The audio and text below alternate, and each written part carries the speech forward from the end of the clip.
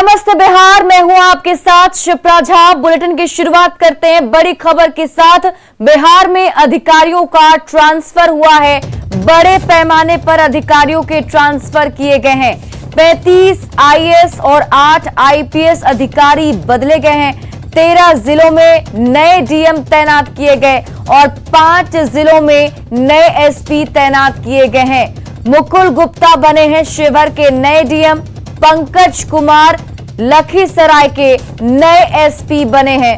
तो बड़ी खबर आपको बता रहे हैं, बिहार में अधिकारियों का तबादला हुआ है, ट्रांसफर किया गया है और इसमें 5 जिलों में नए एसपी तैनात किए गए हैं, जिसमें मुकुल गुप्ता जो हैं वो बिहार के नए डीएम बने और पंकज कुमार लखीसराय के नए एसपी बने हैं।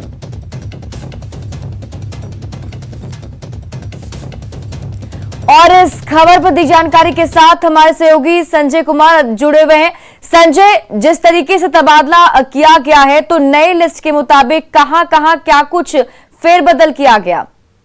ये देखिए, शनिवार की अगर बात कर लें तो बिहार में बड़े स्तर पर प्रशासनिक फेरबदल किया गया है। आईपीएस अफसरों के अलावा आईएएस पदाधिकारियों का भी तबादला किया गया और 13 जिलाधिकारियों को बदल दिया गया है। और जो महत्वपूर्ण तबादले हैं उसमें शेखपुरा की बात कर ले तो यहाँ की इनायत खान जो डीएम है वो अररिया चली गई हैं। इसके अलावा जो समाज कल्याण विभाग के निदेशक थे राजकुमार, वो भोजपुर के डीएम बना दिए गए हैं। बेगूसराय के जिलाधिकारी अरविंद कुमार वर्मा अब मधुबनी के जिलाधिकारी बन गए हैं। श्रीकांत शास्त्री निदेशक है बिहार शिक्षा परियोजना के, वो किशनगंज के जिलाधिकारी बनाए गए हैं। रोशन कुशवाहा जो है भोजपुर के जिलाधिकारी थे, वो बेगूसराय के जिलाधिकारी होंगे। इसके अलावा उदिता सिंह जो वैशाली की चर्चित जिलाधिकारी रही हैं, उनकी पोस्टिंग नवादा के जिलाधिकारी के पद पर कर दी गई है। इसके अलावा यशपाल मीना जिलाधिकारी यशपाल मीना जो है उनको नवादा के जिलाधिकारी से हाजीपुर का जिलाधिकारी बना दिया गया है। इसके अलावा सुहर्ष भगत जो पटना में पहले डीडीसी रहे थे, वो बांका के जिलाधिकारी के पद पर आसान करते हुए वहां से उन्हें पूर्णिया भेज दिया गया है। और मनीष कुमार मीना महानिरीक्षक जो थे आईजी थे, उनकी पोस्टिंग कर दी गई है जिला पदाधिकारी सीतामढ़ी के पद पर। तो ये जो महत्वपूर्ण पोस्टिंग है 13 जिलाधिकारियों की गई है। और इसके अलावा सावन कुमार जो है वो ज्वाइंट सेक्रेटरी थे अभी रूरल डेवलपमेंट डिपार्टमेंट में, उनकी पोस्टिंग शेखपुरा में की गई है जिलाधिकारी के पद पर। इसके अलावा कई और जो कुल मिलाकर जो 25 आईएएस अफसर हैं उनकी पोस्टिंग की गई है और एक बड़ा फेरबदल बिहार में प्रशासनिक स्तर पर किया गया है। जी श्री। लेकिन संजय, जिस तरीके से आप भी बता रहे हैं और हम भी देख पा रहे हैं कि एक बड़ा बदलाव हुआ है, तो अचानक इस तरीके का बदलाव कैसे हो गया? क्या कोई वजह साफ हो पाई है? जी देखिए, ये रूटीन जो आलाधिकारी हैं और जो अधिसूचना जारी की गई है, ये बताया जा रहा है कि ये रूटीन पोस्टिंग है और लंबे अरसे से आईएएस पदाधिकारियों की बड़े पैमाने पर, बीच में कुछ फेरबदल जरूर हुए हैं लेकिन वो संख्या बहुत अधिक नहीं थी। लेकिन लंबे अरसे से इस बात की जरूरत महसूस की जा रही थी कि प्रशासनिक फेरबदलों का कयास भी लगाए जा रहे थे और आखिरकार 2 दर्जन से अधिक पदाधिकारियों का तबादला बिहार सरकार ने आईएएस स्तर पर किया है। जी बहुत बहुत शुक्रिया तमाम जानकारी के लिए संजय।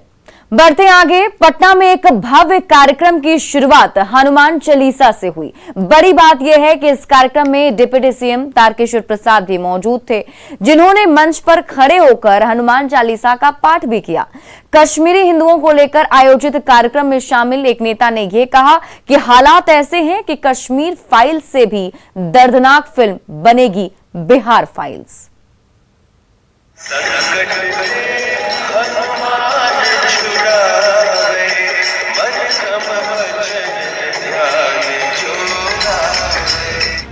कार्यक्रम था कश्मीरी हिंदुओं पर अत्याचार को लेकर परिचर्चा का, जिसकी शुरुआत हनुमान चालीसा से हुई।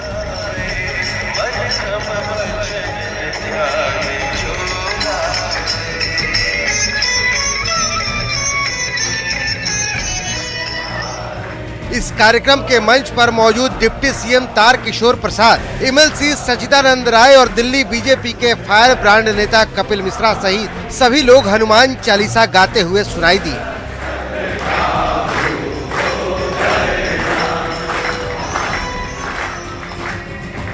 कुछ इस तरह के कठिनाइयाँ होती है, तो उन कठिनाइयों के क्षण में हनुमान चालीसा बड़ा एक ताकत और ओज देने का काम करता है और हिंदुस्तान के सभी नागरिकों को भारत में जीने का हक है, चाहे कश्मीर के हिंदू पंडित हों या कोई भी किसी भी वर्ग एवं संप्रदाय के हों। वहीं समारोह की शुरुआत में हनुमान चालीसा का सवाल जब एमएलसी सच्चिदानंद राय से पूछा गया तो एक कदम और आगे बढ़ गए। हिंदुओं का कोई भी कार्यक्रम होगा तो इसमें हनुमान चालीसा से ही और भगवत गीता से ही शुरुआत होगा, इसमें कौन सी खराब बात है भाई? ये इसको आप राजनीतिक चश्मे से मत देखिए। ये हिंदुओं के ऊपर वार्ता करने का एक मंच था। यहाँ पर हिंदू आए थे, किसी पार्टी के नेता नहीं आए थे। कार्यक्रम कश्मीर पर हो और पाठ हनुमान चालीसा का तो बीजेपी नेता हरिभूषण ठाकुर बचौल भला कैसे पीछे रहने वाले थे। बचौल ने कहा कि सोचने वाली बात यह है कि क्या बिहार में हर जगह हनुमान चालीसा का पाठ हो सकता है? जिस तरह रावण की लंका हनुमान जी ने जलाया था, उसी तरह बिहार और देश पर जो राक्षस रूपी रावण सब मरा रहे हैं उसको जला दिया जाए। आप जाकर के देखिए कश्मीर में क्या, किशनगंज में क्या हो रहा है, पूर्णिया में क्या हो रहा है। आप जाकर के जोकी हाट में देखिए, जोकी हाट में अगर इस तरह से हनुमान चालीसा किसी कार्यक्रम में पढ़ा जाए, वहां जाकर के लोगों से बात कीजिए। कश्मीर फाइल्स से कमजोर बिहार फाइल्स पर फिल्म नहीं बनेगा। वैसे इस कार्यक्रम का समापन राष्ट्रगान से हुआ, लेकिन शुरुआत में हनुमान चालीसा पर सियासी पाठ भी होना तय है। पटना से न्यूज़ 18 के लिए शैलेंद्र कुमार की रिपोर्ट। वहीं कार्यक्रम के शुभारंभ में बीजेपी नेताओं और डिप्टी सीएम के हनुमान चालीसा पढ़ने पर सियासत भी शुरू हो गई है। सुनिए कांग्रेस, आरजेडी और जेडीयू ने क्या प्रतिक्रिया दी है। विकास का काम कुछ कर नहीं रहे हैं। पूरे देश में ऐसा ही काम करते हैं जिससे कि लोग आपस में डिवाइडेड हो, आपस में लड़े भिड़े। भारतीय जनता पार्टी को हनुमान चालीसा पढ़ने से मतलब नहीं है, हनुमान चालीसा के नाम पर राजनीति करने से मतलब है। माननीय मुख्यमंत्री नीतीश कुमार जी बिहार में सभी धर्मों के हितों की रक्षा के लिए ही जाने जाते हैं। अगर कोई भी समूह किसी प्रकार के लिए कोई काम करता है तो यहाँ की जनता और यहाँ की प्रशासन ऐसे लोगों पर काबू पाने में। कश्मीरी हिंदुओं पर अत्याचार को लेकर आयोजित कार्यक्रम में पहुंचे बीजेपी नेता कपिल मिश्रा और कश्मीरी एक्टिविस्ट ललित अंबरदार ने धर्मनिरपेक्षता के नाम पर हो रही बिहार सियासत को बिहार के लिए खतरनाक बताया है। सुनिए दोनों ने क्या कुछ कहा। सेकुलर राजनीति की नहीं है, बात है नकली सेकुलरिज्म की। नकली सेकुलरिज्म जहाँ पे होता है वहां पर तुष्टीकरण होता है, वहां पे वोट बैंक की राजनीति होती है, वहां पर एक छोटे वोट बैंक के लिए बहुसंख्यक समाज को अनदेखा किया जाता है। और बिहार में बहुत सारे राजनीतिक दल ऐसे हैं जो इस नकली धर्मनिरपेक्षता की बीमारी से पीड़ित है। हमको संज्ञान लेना पड़ेगा, उसको कैसे रोकना पड़ेगा। राष्ट्रवाद की राजनीति चलानी पड़ेगी, इलेक्टोरल राजनीति नहीं। और जिनको पॉलिटिकली करेक्ट साउंड करना है, एग्जाम्पल दे रहा हूं, असम के अंदर असम का मुख्यमंत्री आरएसएस का नहीं, असम का मुख्यमंत्री बीजेपी के संघ के काडर से नहीं आया हुआ। कैसे चला रहा राज्य को? वो साफ बोलता है जिन्होंने मुझे वोट नहीं देना वो मुझे उनसे वोट मांगने क्यों जाऊं मैं? ये राजनीति मैंने उनका विकास करना है, लेकिन क्यों मैं उनसे उम्मीद रखूं? और हम लोग जो ये इस आशा में कि हमें इनसे वोट मिलेगा, टोपी भी लगाएंगे, चादर भी पहनेंगे, इफ्तार की पार्टी में भी बैठेंगे, मार भी आप खाओगे लेकिन वोट नहीं देंगे आपको, ये तो पक्का है। पटना की श्रेया और तनिष्क श्री की कहानी अभी खत्म भी नहीं हुई कि वैसा ही एक और मामला सामने आ गया है। अब दरभंगा की रहने वाली 2 लड़कियां सामने आई हैं जो ये कह रही हैं कि हम पति पत्नी की तरह साथ जिंदगी बिताना चाहते हैं, लेकिन परिवार वाले हमारे जान के दुश्मन बने बैठे हैं। श्रेया और तनिष्क श्री की कहानी हुई पुरानी। अब देखिए तनु और गुड़िया की कहानी। पीले टॉप वाली लड़की का नाम है गुड़िया, वही उसके बगल में बैठी लड़की का नाम है तनु। यहाँ दोनों के बीच कुर्सियों में 1 इंच का फासला है, लेकिन असल जिंदगी में दोनों ने हर फासले मिटा दिए हैं। दोनों खुलकर कह रही हैं कि वो समलैंगिक है। 7 सालों से रिश्ते में है और 7 फेरे लेकर 7 जन्मों का रिश्ता भी साथ ही बिताना चाहती हैं। क्यों रास नहीं है शादी? क्योंकि हम समलैंगिक है, हम इनसे प्यार करते हैं, इसीलिए हम शादी नहीं से करेंगे। जी प्यार अभी भी है? जी अभी। तनु और गुड़िया इंटर में पढ़ते वक्त एक दूसरे के करीब आई और एक जैसी हसरतों का इल्म होने पर दोनों ने साथ जीने मरने की कस्में खा ली। गुड़िया के परिवार वालों ने कड़वा होते हुए भी सच को करीब करीब कबूल कर लिया। हाँ, ये हमेशा सोचते थे, ये सब जानते थे कि फैमिली कभी एक्सेप्ट नहीं करेगी, बट फिर भी रीजन ये था कि मतलब किसी बॉय से शादी करके उनका लाइफ नहीं खराब करना था, क्योंकि हम इनके बिना रह नहीं सकते थे। तनु के परिवार वालों ने उस पर कई कहर ढा दिए। कभी मौसी के घर भेज दिया गया, कभी घर में बांध कर रखा गया और फिर जबरन शादी करा दी गई। लेकिन गुड़िया के प्यार में पागल तनु वहां से भाग आई और फिर गुड़िया को लेकर पटना चली आई, जहां दोनों लिव इन रिलेशनशिप में रहते हैं। हमको मारा पीटा गया और फोन छीन लिया गया। कौन पीटा? मेरे पापा। अच्छा, टॉर्चर करने लगे? जी, बहुत टॉर्चर। फिर उस दौरान क्या मन में ख्याल आता था जब टॉर्चर होती थी? मन में ख्याल आता सुसाइड कर लो या फिर भाग जाओ। तो फिर आगे क्या हुआ? फिर हमको बांध के रख दिया गया घर में। जी, बांध दिया गया? जी। 2 दिन पहले जब दोनों ने टीवी पर पटना की रहने वाली अपनी ही जैसी श्रेया और तनिष्क की कहानी देखी तो इन्हें भी खुलकर अपनी बात रखने का हौसला मिला और ये ऐसे ही लोगों की मदद के लिए दोस्ताना सफर नाम की संस्था चलाने वाले रेशमा जी के पास पहुंच गए, जो समाज से ये पूछ रही हैं कि आखिर इन लड़कियों की गलती क्या है। उनकी जिंदगी है, आजाद करो। आप शराबियों को स्वीकार करते हो, आप रेपिस्ट को जमानत दिलाते हो, लेकिन क्या हमने कौन सा सामाजिक अपराध किया है या ऐसा अपराध किया है जिससे आपको नुकसान हो रहा हो? समाज किस पैरामीटर से ये निर्धारित करेगा कि इनकी प्यार बुरी होगी, समाज में पहचान बुरी करेगी? सवाल है कि आखिर बदलने की जरूरत किसे है, लड़कियों को या समाज को? पटना से न्यूज़ 18 के लिए संजय कुमार की रिपोर्ट। और गर्मी बढ़ने के साथ ही अगलगी की घटनाएं भी बढ़ चुकी हैं। कई जगहों पर बिजली के तार और ट्रांसफार्मर में आग लगने के मामले सामने आए हैं। बावजूद इसके पटना में कई जगहों खुलेआम लोग जान पर खेलकर ट्रांसफार्मर के नीचे रेहड़ी पटरी लगाकर सामान बेच रहे हैं। देखिए हमारे संवाददाता संजय कुमार की exclusive report.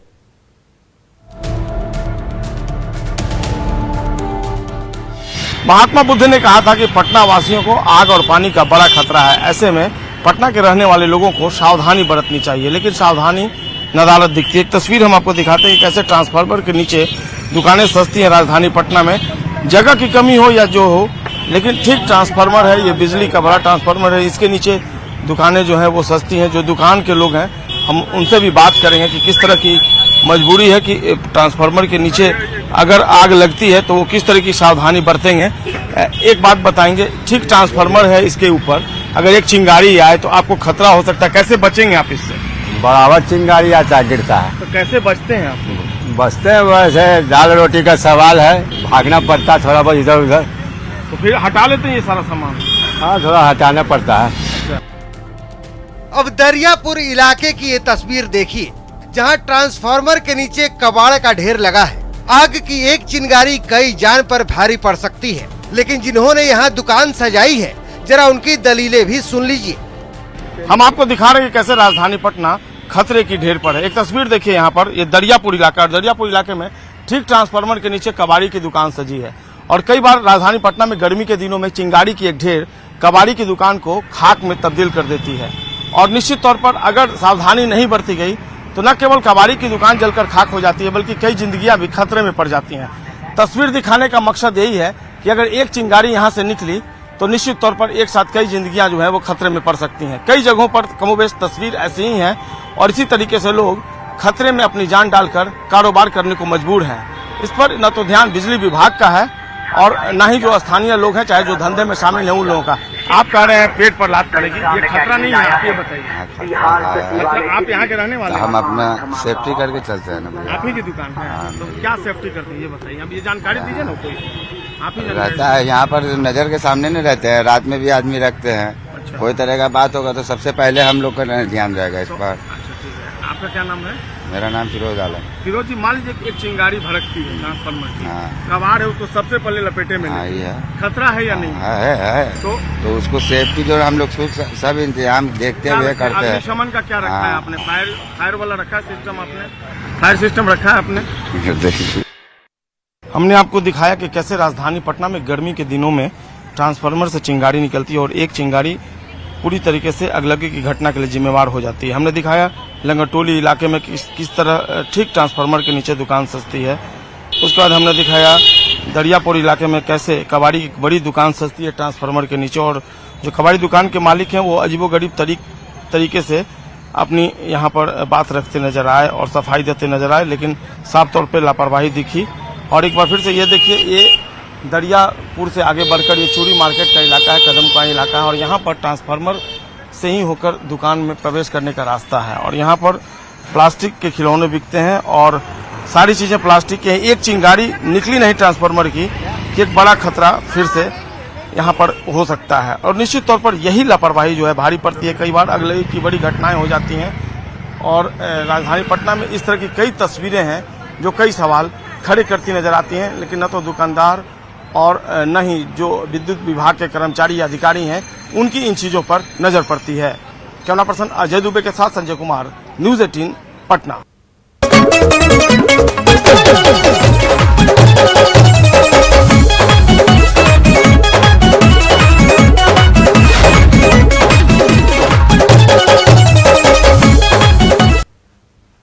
Actress Poonam Dubey भी न्यूज 18 की मुहिम भोजपुरी में जातिवाद के खिलाफ हल्ला बोल के समर्थन में उतर आई हैं।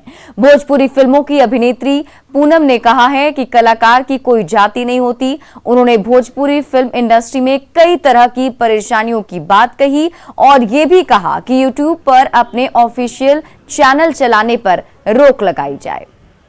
भोजपुरी एक्ट्रेस पूनम दुबे हमारे साथ हैं, हम सीधे बात करते हैं। हाल में लगातार देखा जा रहा है भोजपुरी को लेकर सवाल जवाब हो रहे हैं, जो एक्टर हैं आपस में विवाद करते हैं, तो जातिवाद को लेकर भी सवाल उठ रहा है। क्या कहेंगी एक मशहूर अभिनेत्री होने के नाते? जी, मेरी नज़र में किसी भी आर्टिस्ट की कोई जाति नहीं होती है, उसका कोई जोन नहीं होता है, और अगर विवाद करते हैं तो उसमें जो भी इस विवाद में पड़ रहे हैं वो लोग खुद नौसिखिए हैं, बेवकूफ़ हैं।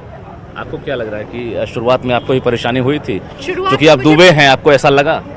नहीं, मुझे ब्राह्मण होने के नाते कभी कोई परेशानी नहीं हुई, लेकिन हाँ, मैं किसी हीरो की चमची नहीं हुई। उस चीज़ के लिए मुझे बहुत परेशानी झेलनी पड़ी और झेल भी रही हूँ, बट आई डोंट केयर। अगर आज आप पूनम दुबे को पहचान रहे हैं और पूनम दुबे को उनकी ऑडियंस जानती है, तो मेरे काम की वजह से, मेरे ऑडियंस के प्यार की वजह से, किसी एक्टर के सपोर्ट की वजह से या किसी जातिवाद के लिए नहीं। आपको क्या लग रहा है कि अभी जिस तरह से खेसारीलाल का जो मामला सामने आया है, जातिवाद को लेकर आरोप लगा है, अश्लीलता को लेकर आरोप लगा है, पवन सिंह भी अब सरकार से मांग कर रहे हैं कि जो जातिवादी जो गीत है उस पर अब कानून बने?